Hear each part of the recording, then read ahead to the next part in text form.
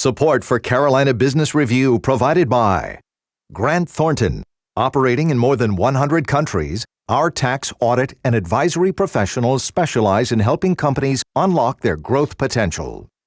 Blue Cross and Blue Shield of South Carolina, where healthcare is changing for the better. Find out how at ahealthysc.tv. And by Sunoco, a global manufacturer of consumer and industrial packaging products and provider of packaging services, with more than 300 operations in 35 countries. In the critically acclaimed 1958 movie A Long Hot Summer, the central theme chronicles strained relations in the South during a blistering summer season. That metaphor is not lost on many people. While the South Carolina State House has certainly finished its legislative work and the North Carolina General Assembly is close to quitting time, there does seem to be some real-life similarities to that 1958 blockbuster. Welcome back to the most widely watched source for Carolina business and public policy. I'm Chris William, and thank you for watching.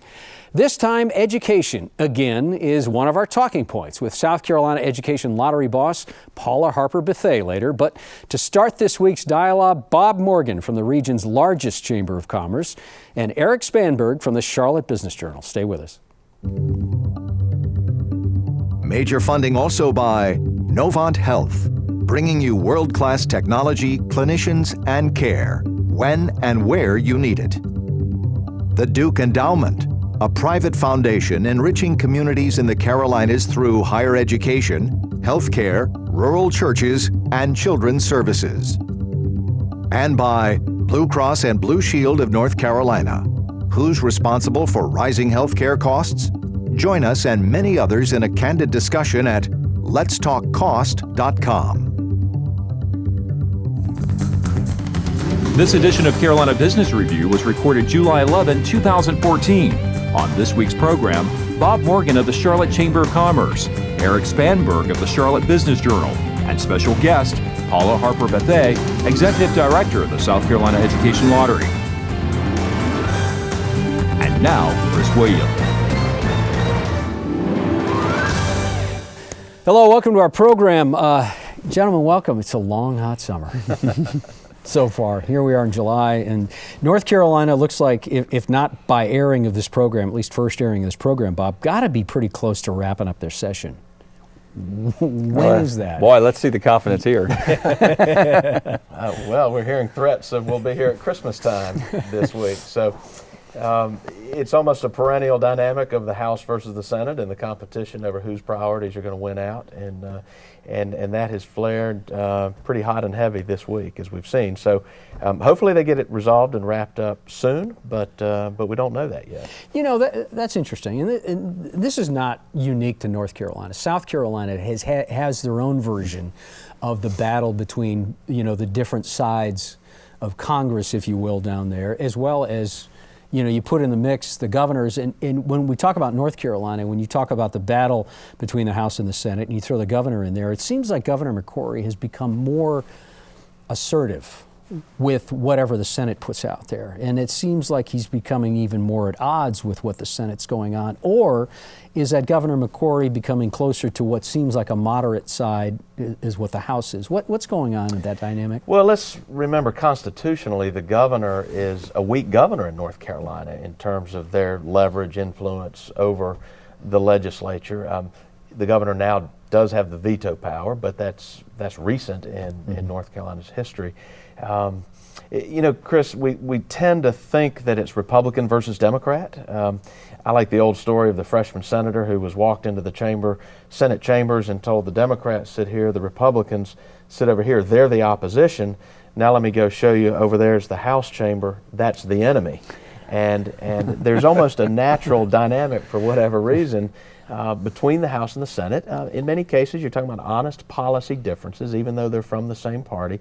These are big issues. It started probably with tax reform right about the time that Mayor McCrory was being sworn in, and differences of opinion and approach and implementation. And now it's playing out over the budget. It's playing out over the coal ash legislation. And it's a little puzzling that when you have such a solid Republican majority, the governor and the speaker and the president of the Senate were very much in lockstep as they all went through the 2012 election cycle. But these policy differences are real, and so here we are. It has a tremendous impact. If you're a city government or county government or a school system, your fiscal year started on July 1, and yet the state does not have its new budget, so you don't know what the impact will be. Do we need to consider local supplemental funding for teacher pay raises? We have a referendum that's been proposed by the county commission for a 1/4 cent sales tax. We don't know what the state is going to do as it relates to teacher pay raises. So there's some important issues hanging in the balance here. Hopefully they get it resolved sooner. Eric, are you laughing because you agree with it? Or, as Bob said, it's a little puzzling that you would think that the great hope for the first time that Republicans have controlled North Carolina since Reconstruction of the South, that there was going to be a little bit more cohesiveness here? As someone who enjoys political theater, I would say I'm chuckling a little bit because I think both parties, it's always interesting to see the mantra becomes, if we only had X, X, and X, then we would really be able to roll out a cohesive strategy and plan. And here we are. This is a perfect example. Republicans control the House, Senate, governor's mansion. They're at each other's throats. And you have really a Senate President, Phil Berger, who shows outright disdain for the governor. Now the governor got steamrolled last year, and this year he is trying to assert himself. And the question really is, when this winds up, whenever this winds up, did he make some inroads in terms of dealing with the Senate in particular? Because like Bob said, this is a weak governorship, and every governor to some degree goes through this battle of, okay, what can I get done with the bully pulpit? And underlying the debate, of course, is we have a U.S. Senate race, and the Speaker of the House is the Republican candidate. And there is a presumption that the longer and more contentious the legislative session is, that's not helpful to his campaign. So it's doubly puzzling to me. The poll numbers, his poll numbers have been hurt by the legislature being in session. But is it a mortal wound for Tom Tillis running for that Senate seat? It's not a mortal wound, but you can see the wheels turning with Democratic consultants when you have the Senate walk out of a budget session.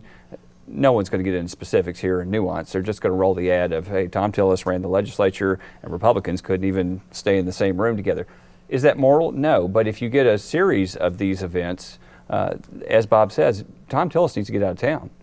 Yeah, interesting way to put it. Let's go to a specific topic. One of the hot issues, of course, for the last 12 months and beyond has been education. We're going to talk about with our guest education, but education in North Carolina, and it's come down to something that you said, Bob, about the governor and the House being a little bit closer, and especially when it comes to education and teacher pay raises and all of those things. How far is North Carolina away from getting education right when it comes to investing in it correctly and at least going in the right direction? Well, I think we're suffering right now from the reality of our ranking in teacher pay, 47. But it's more than that, isn't it? Well, we've long enjoyed a tradition of the last several decades of being a leader in public school reform. Jim Hunt being the notable example who's given us that profile. Are we still committed to the reform of public schools? Some would suggest that the strong support we see from the legislature for the charter school movement, some would see that as being at the expense of public education. And so, I think that's a question. These are honest policy differences that we're seeing between the House and the Senate. Teacher pay is where it's being played out, and I think that's going to determine the direction that we're headed in as we look at the overall subject of public education. But remember that a lot of even just the fight in the legislature, we're talking about things like tenure. We're talking about things like teacher assistants, the number of assistants that are in those elementary school classrooms. We're talking about how much is spent on textbooks, how out of date textbooks are. I mean, we have a number of issues going on here, and it's an election year, so of course teacher pay is an easy thing to latch onto, although apparently it's not an easy thing to agree on, even if you're in the same party. But there are broader issues here, and the tax issue, that the tax cuts passed that are still progressively coming down year by year, are just creating more difficulty in terms of solving or resolving these funding and policy differences. So what is the answer for funding for education? And again, that's going to be a question for our guest, but what do you see as the funding formula? You mean how would I fix it if I were in charge? Yeah. You know, that's why I think we're at this stalemate. It's not easy. You know, the Democrats would tell you that you put a halt to the lowering of the tax rates. No one on the Republican side is going to go for that. So where do you find more revenue? And, oh, by the way, remember, you have this difficult option of cutting care for the most disadvantaged, disabled, elderly. I mean, that's, again, who wants to go out and take the podium and say, hey, 1.7 million people who are, you know, in the direst circumstances in the state, we don't want to help you. Chris, the issue is a lot about money, but it's more than that too. Some of the support for charter schools has been to give the charters flexibility, in many cases some very worthwhile flexibility in how they go about educating children. In many cases, the public schools are not being given that same flexibility. And so I think part of the answer would be, if it makes sense for the charters to give them flexibility, whatever the issues are, let the public schools have that same and let it be an equal playing field. And I think overall we would benefit. You hear that from a lot of superintendents across both states. Oh, no doubt. And that's, guys, I wish we had much more. And, you know, the question around whether charters are ready for prime time with the kind of money and flexibility they have is a whole other issue. We'll have you back to do that. We're going to bring our guest on in just a moment. Next week on this program, an encore presentation. You know, in the Carolinas, we talk a lot about innovation and entrepreneurialism. Those two are similar, but they're not the same. Next week on this program, we have a panel talking about innovation, from John Harden at NC Commerce to Dirk Brown at USC, Bill Mahoney at the South Carolina Research Authority, and Michael Walden from NC State will be here. And then in 2 weeks, Dr. Randy Woodson is the relatively new chancellor at NC State, a bright guy and a bright future at that college. We'll talk to Randy Woodson in 2 weeks about NC State. You know, not many people want to think about or even discuss school during summer break. That's no fun. But the business surrounding how we deliver, just as importantly, how we fund our current education choices and policies, might wane a bit during the summer, but are really never out of session, as you have heard from our guests.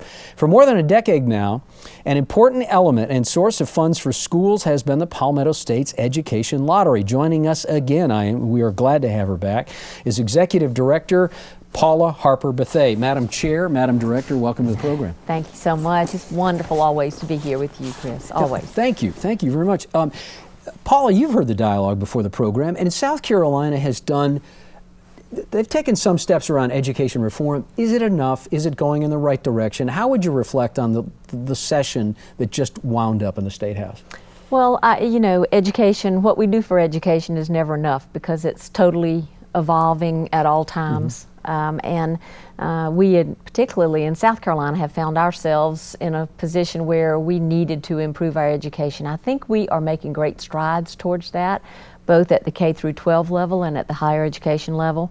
We like to think at the Education Lottery that we've had an impact on that. Our fiscal year ended June 30th. We've just transferred almost $324 million to the state of South Carolina, and that's for funding scholarships for higher education to retain our brightest and best minds in South Carolina, but it's also for K through 12 and public libraries. But there's a big conversation in South Carolina right now about the smaller, rural, poorer counties and the disparities which exist. And I think the governor has taken some strides around that. The legislature followed her in those efforts, and so we've come out this year with some extra funding for some of those counties around improving technology, around reading mentors and tutors. Just trying to give each child a way up. Excuse me for interrupting. You mean you as a lottery have come up with another way? No, the legislature. The legislature. Do you find actually that was the governor's initiative to look at the rural, smaller, poorer counties because she herself grew up in Spanberg County, and so she is familiar with what happens in a school in Spanberg County in relation to what happens in a school in Lexington County. And so this was one of her initiatives, and I think people are really beginning to buy into it. Bob, question? I've often wondered, Paula, why neither of our states have gotten into parimutuel betting. It seems to me like there's an opportunity We see it elsewhere in the country, and whoever goes first is going to enjoy the benefits. Is there ever any discussion in South Carolina of going beyond the lottery to other forms of gambling, which maybe it's the Bible Belt, and that's not, there are a couple of legislators right now who are talking about perhaps funding road improvement with casinos, but it hasn't gotten any traction. I tell people all the time, and I say it laughingly, and yet it's really true. We have just a traditional lottery in South Carolina, and you and I probably will not be here when we get to pari-mutuel or anything else. I don't see a real appetite for doing more. I think the people of South Carolina have rallied around this lottery. Many of them did not want it in the beginning. I think they have seen that it's run well, and clearly $3.4 billion with a B transferred to South Carolina since we started 12 years ago is a huge and meaningful impact, but I don't see an appetite for anything else. I suspect legalization of cannabis might happen before that happens in the Carolinas. We will be pushing up daisies, I think. But look, you think about the infrastructure to support pari-mutuel betting. South Carolina, Aiken County, I think of as where you raise horses, and you need farms, and you need barns, and buildings, and stables, and there's tax value there in addition to the actual the races and the gambling. Bob wants to play the ponies. Absolutely. I can tell. I'm curious, have you followed what's going on in the North Carolina legislature with the debate about using additional lottery projections to fund teacher pay raises? Ultimately, it was dropped by our state house, but I'm just curious what you make of that kind of debate, and if you've gone through much of that yourself. Well, we followed it very closely. My dear friend Alice Garland here at the North Carolina Education Lottery, and of course we read a lot about it as that conversation was taking place. We in South Carolina, we have a wonderful relationship with our legislature. Our legislature allocates all of our dollars. Thank goodness. I would never want to be in the position of having to figure out how the dollars that we raise are used well and wisely for the people of South Carolina. But we are a little different in that by statute, we are prohibited from spending more than 1% of our total sales on advertising. This last year we spent 0.6%. I think that was one of the real conversation points around what was spent on marketing, how much of that money went for teacher pay raises. So we, our legislature has held firm to all the dollars going to education, many of those going to scholarships to higher education, whether that is colleges and universities, or so much of it and such needed money to our technical colleges in the state. So we followed it. We just said, thank goodness, this is not us.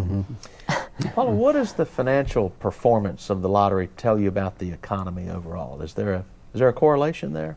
It's interesting because lottery sales in almost all states are pretty steady once you get to be a mature lottery. We're up this year in sales. We just had the best year we've ever had in sales and in transfers. And I think it says something about the fact that we are rebounding and the economy is stronger. I don't know how much credence you can put in that direct correlation, but when the economy is good, we do well. But you have to look at other things too. We had a $400 million Powerball winner in South Carolina this last year. That always drives participation in our games. And so, there are a lot of things that I think come into play. We always talk about the players who are already in our games not playing anymore. We don't want that. We want to attract new people. The demographic we're missing is the 22 to 35-year-old. A lot of that is because they're all into technology, and in South Carolina you still purchase a lottery ticket at a retailer. So we couldn't do without our retailers. 4,000 wonderfully strong retailers who do a fabulous job for us. But I think as we look to the future and how we sustain the money that goes to our states, and for me that's what keeps me awake at night, sustainability. Then we've got to figure out how we reach that younger demographic in an exciting and new way so that they want to play every now and then. When you talk about, I'm sorry, Chris. Yeah, hold on one second. Let me take this in a little bit different angle. You talk about sustainability, you talk about a younger demographic. Paula Harper Bethea from USC sat in that chair and talked about the unsustainability of tuition increases.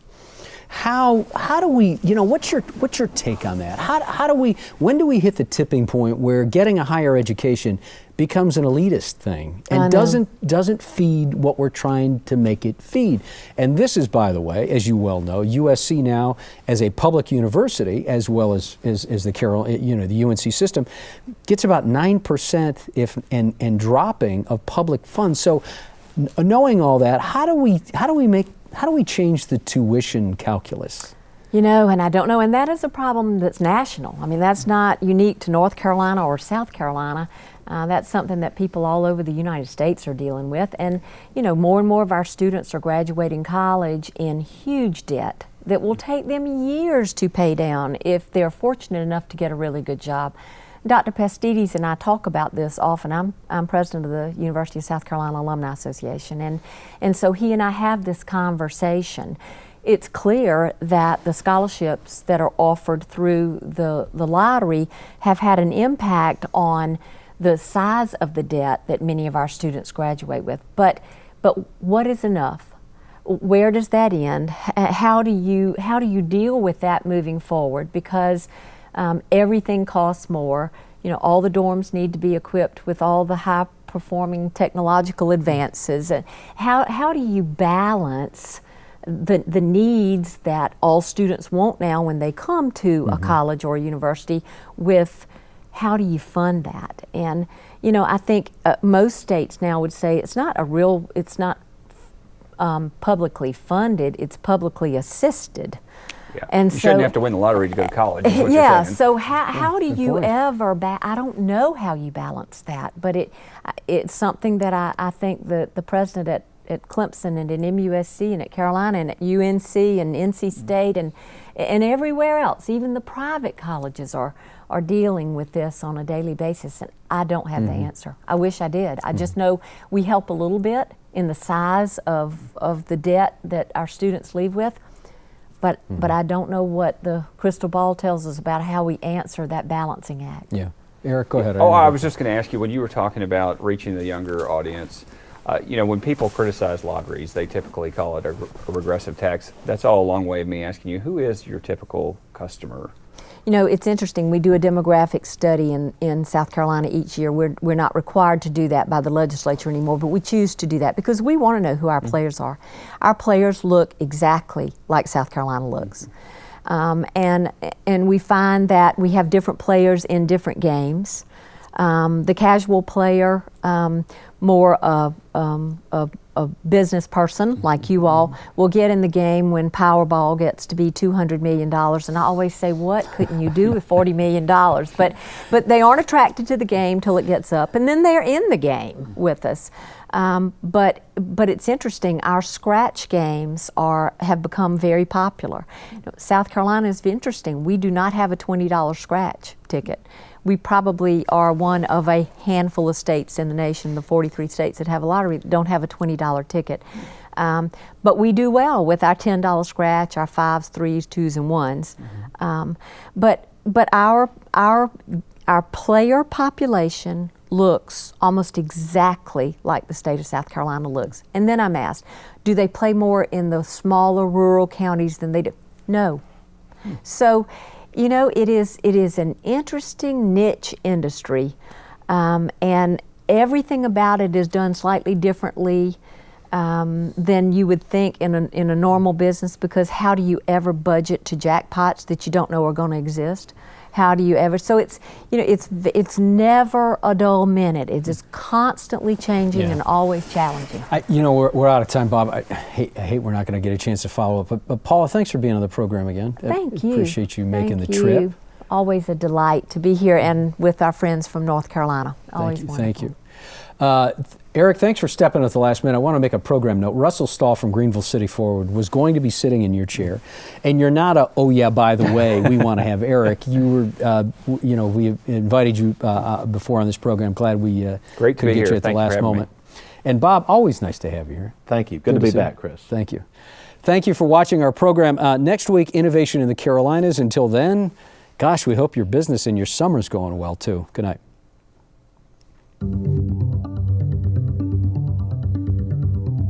Major funding for Carolina Business Review was provided by the Duke Endowment, a private foundation enriching communities in the Carolinas through higher education, healthcare, rural churches, and children's services. Blue Cross and Blue Shield of North Carolina. Who's responsible for rising healthcare costs?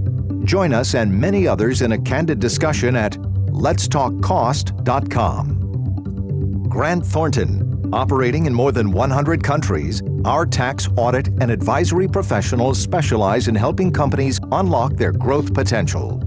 Novant Health, bringing you world-class technology, clinicians, and care when and where you need it.